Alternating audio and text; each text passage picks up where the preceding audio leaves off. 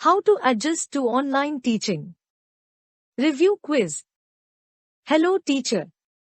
How are you adjusting to online teaching? Teachers face many challenges when it comes to teaching online. Because you and your students do not share the same physical space, you will have to revise course goals, assessments, instructional delivery, and content. In this guide, you will learn some tips on how to make teaching and learning engaging and fulfilling for you and your students. Part 1. How to support your students and build an online learning community. One of the big hurdles teachers face online is building a community of learners. How can one create a learning environment where students support each other and are actively engaged in the classroom? These questions will help you out with this concern. Question 1. Which of the following practices does not foster a supportive learning community with your students? The correct answer is option D. Constantly cancelling class or postponing assignments for mental health breaks. Schedules are important to create a sense of normalcy and order for your students.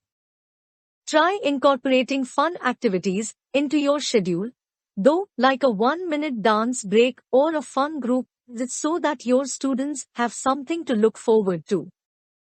Question 2.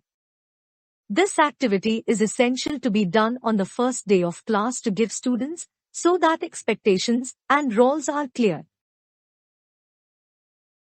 The correct answer is option C. Creating class commitments agreements. It is critical that you set class expectations in a fun and clear manner so that your students will know what they need to do to succeed in your class. A tip. Create these commitments with your class so that your students can take ownership of their learning. Question 3. One method to help your students adjust to online learning is to incorporate mindfulness activities in the classroom. Which of these is not an effective mindfulness activity? The correct answer is option B. Playing loud music and asking the class to dance together. Mindfulness is a type of meditation where you are challenged to be aware of yourself and your surroundings. Research shows that this can help your students focus on their work. While dancing together may be a way to inject some positive energy and foster community with your class, this is not an example of a mindfulness activity. Part 2. Meaningful learning experiences. The goal for the online teacher is not to replicate face-to-face contact. This is not feasible. What is important is to create learning experiences for everyone that are authentic and relevant. Question 4. Teachers should prepare for a combination of learning, where the teacher and all students learn collaboratively and at the same time, and learning that occurs at any time. The correct answer is option C, synchronous and asynchronous. It is best to give your students different learning experiences, both online and offline.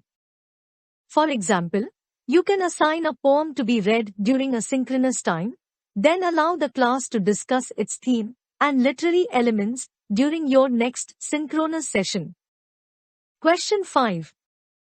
Arguably, the most important goal of synchronous sessions is. The correct answer is option A, class interaction. While all of the items are important, synchronous sessions are your opportunity to interact with your students in real time and for them to discuss with their classmates. Some activities to promote interaction are open-ended prompts, mind maps, breakout room discussions, and online collaborative games. Question 6. This is an example of how asynchronous learning can be active and collaborative. The correct answer is option B, online discussion forums. Discussion boards are an effective way for student learning to be active and interactive during asynchronous learning periods. Ask your students to get creative. They can interact with each other and build on each other's learning by using a variety of formats such as audio, text, images, GIFs, and video. Question 7. Lectures during synchronous learning should dash. The correct answer is option B, not be longer than 15 minutes. Lectures are still important in the online setup and during synchronous sessions. However, they should not take up the bulk of your class. Consider your synchronous sessions as the precious moments when you get to interact with your class. Part 3. Taking care of your mental health. Burnout while teaching online is so common. You need to take the time to prioritize self-care. Question 8. It is important for teachers to maintain simple, healthy routines to maintain normalcy outside of teaching. What is an example of this? The correct answer is getting up and going to bed at similar times every day. It is good to start with simple goals outside of teaching that are doable.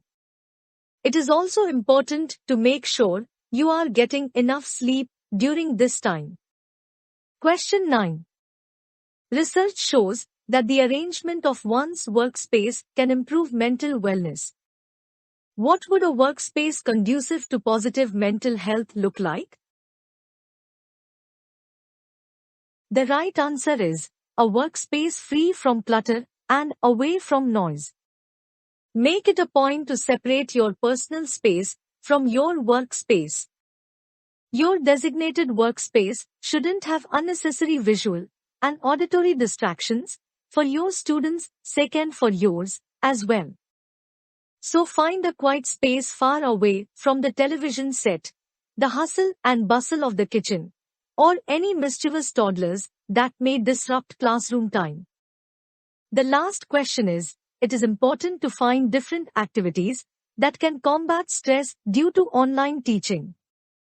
What is a good example of this? The correct answer is going out of the house to get some regular exercise.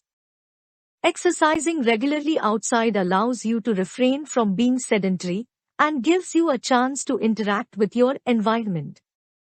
There are many benefits of online teaching, too.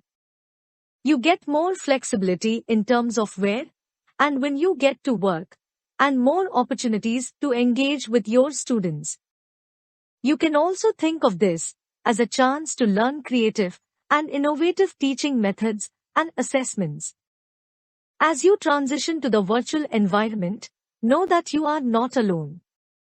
Share tips, stories, and best practices with your co-teachers and students while you navigate your way through this new teaching adventure. Remember, you have got this, teacher. Do like, share and subscribe for more such content.